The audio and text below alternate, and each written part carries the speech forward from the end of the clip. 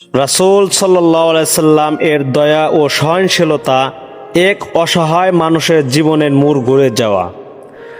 এই পৃথিবীতে এমন একজন মানুষ ছিলেন যিনি শুধু নবী ছিলেন না, তিনি ছিলেন দয়ার সাগর, সহানুভূতির প্রতীক, অসহায়দের শেষ ভরসা। তিনি হলেন আমাদের প্রিয় নবী হযরত মুহাম্মদ মুস্তাফা সাল্লাল্লাহু আলাইহি সাল্লাম। আজ আমি আপনাদের শোনাবো রাসূল করিম সাল্লাল্লাহু আলাইহি সাল্লামের দয়া ও সহনশীলতার একটি সত্য ঘটনা, যে ঘটনাটি শুনলে চোখ ভিজে যাবে আর হৃদয় নরম হয়ে যাবে। মদিনার এক সকাল, রাসূল সাল্লাল্লাহু আলাইহি সাল্লাম মসজিদে নববীতে বসে আছেন, চারপাশে সাহাবায়ে কেরাম। ঠিক সেই সময় একজন দরিদ্র মানুষ কাঁপতে কাঁপতে রাসূলুল্লাহ সাল্লাল্লাহু আলাইহি সাল্লামের কাছে এলেন। তার মুখে ক্লান্ত, চোখে হতাশ, কণ্ঠে স্বনির্ভরতা। তিনি বললেন, ইয়া রাসূলুল্লাহ সাল্লাল্লাহু আলাইহি সাল্লাম, আমার ঘরে খাবার নেই, ঋণে বোঝা আমি ডুবে যাচ্ছি, আমি আর পারছি না। রাসূল করিম সাল্লাল্লাহু আলাইহি সাল্লাম তার দিকে তাকালেন, কিন্তু সে তাকানো ছিল কঠোর নয়, ছিল পিতার মতো মমতার ভরা। তিনি প্রশ্ন করিলেন, তোমার ঘরে কি কিছু নেই?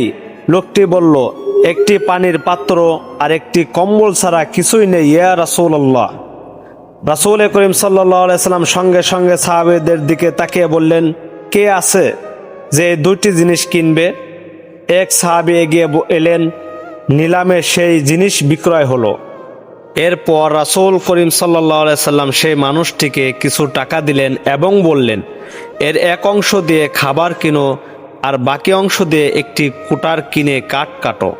তারপর রাসূল করিম সাল্লাল্লাহু আলাইহি সাল্লাম তার জন্য দোয়া করলেন, হে আল্লাহ, এই মানুষটির জন্য তার জীবিকা সহজ করিয়ে দাও, তাকে মানুষের কাছে হাত পাতার মুখাপেক্ষী করো না। সেই মানুষটি রাসূল করিম সাল্লাল্লাহু আলাইহি সাল্লামের কথা মেনে নিলেন, কাঠ কাটতে লাগলো। দিন গেল, সপ্তাহ গেল, একদিন সে আবার ফিরে এলো, কিন্তু এবার তার চোখে ছিল আত্মসম্মান, মুখে হাসি। সে বলল, ইয়া রাসূলুল্লাহ সাল্লাল্লাহু আলাইহি সাল্লাম, আপনার দোয়ার বরকতে আজ আমি স্বাবলম্বী। এই ঘটনাটি আমাদেরকে শিখায়, রাসূল করিম সাল্লাল্লাহু আলাইহি সাল্লাম শুধু দোয়া করতেন না, তিনি পথও দেখিয়ে দিতেন।